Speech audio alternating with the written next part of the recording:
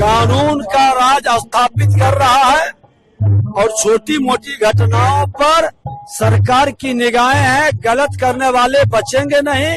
देखिए, सरकार पूरी सजगता के साथ कानून का राज स्थापित कर रहा है और छोटी मोटी घटनाओं पर सरकार की निगाहें हैं। गलत करने वाले बचेंगे नहीं। ईमानदारी के साथ प्रशासन भी लगा हुआ है। नहीं, बंद नहीं है। नई प्रक्रिया अपनाई गई है।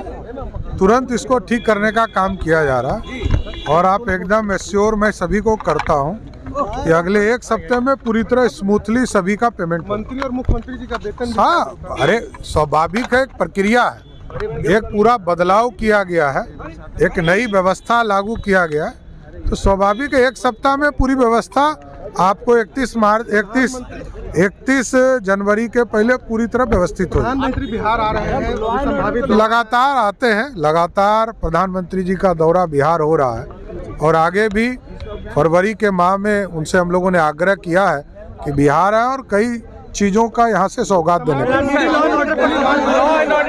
कार्रवाई चल रही है।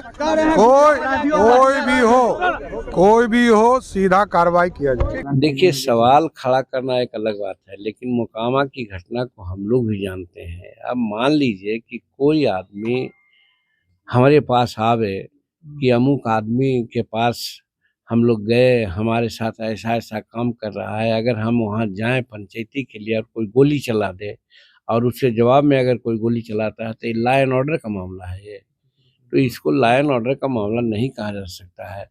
हम समझते हैं कि इसको लेकर के लोग कहता है तो लॉ एंड ऑर्डर का था कि पहले 5 बजे के बाद यहाँ लोग जाते थे, नाइट शो सिनेमा कोई देखते थे। आज बच्चियां भी जाती हैं नाइट शो सिनेमा देखती हैं, वो आती हैं जाती हैं।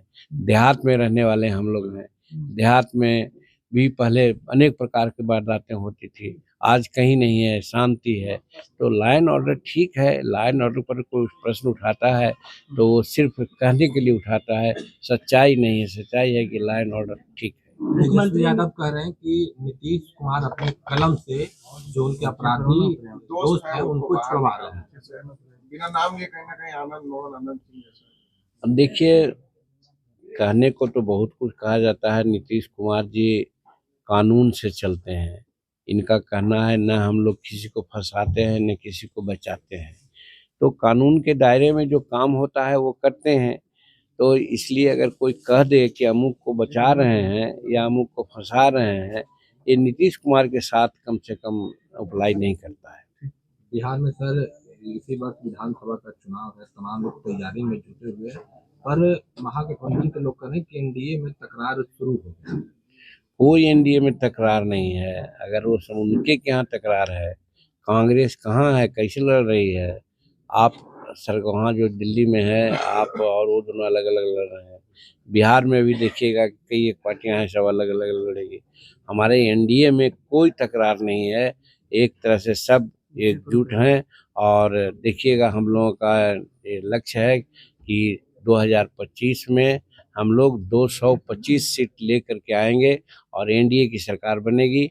नीतीश कुमार के नेतृत्व में सरकार बनाएंगे हम। अजय कुमार पारस हैं जो कह रहे हैं कि एनडीए में हम लोग को तरजीह नहीं दिया जा रहा है, एनडीए में लगातार हम दलितों का अपमान होता है।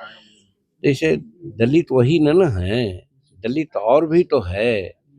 दलित का अपमान कैसे होता है? दलित में तो हिंदुस्तानी अवाम मोर्चा सेकुलर के भी लोग हैं, 4 विधायक हैं, मंत्री हैं, एमएलसी हैं और चिराग जी हैं। चिराग जी का भी यहाँ पर एक अच्छा कार्यक्रम चल रहा है, जो भी होता है सब मिलते हैं।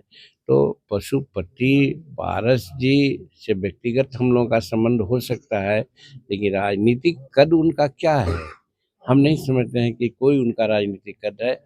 अब वो ज़्यादा बुजुर्ग हो गए हैं, बात करने को भले मन बहलाने के लिए कुछ कर दे, लेकिन समाज में उनका कोई वर्चस्व नहीं है।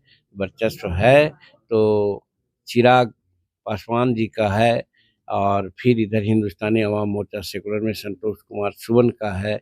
इस तरह से दलित और महादलित सब एनडीए के साथ है, नीतीश कुमार जी के साथ है, नरेंद्र मोदी जी के साथ है। लेकिन लालू जी से मुलाकात कर रहे हैं पारस जी, तो किसी से मुलाकात करने, इससे क्या फर्क है? उनके बारे में हम लोग तो कहना ही चाह रहे हैं कि वो तो छटपटा रहे होंगे कि हमको कोई स्थान मिले, तो शायद एक्सप्लोर कर रहे होंगे कि लालू जी कुछ उनको तरजीह देंगे, तो इसलिए अपना उनका उससे कोई फर्क नहीं पड़ता है।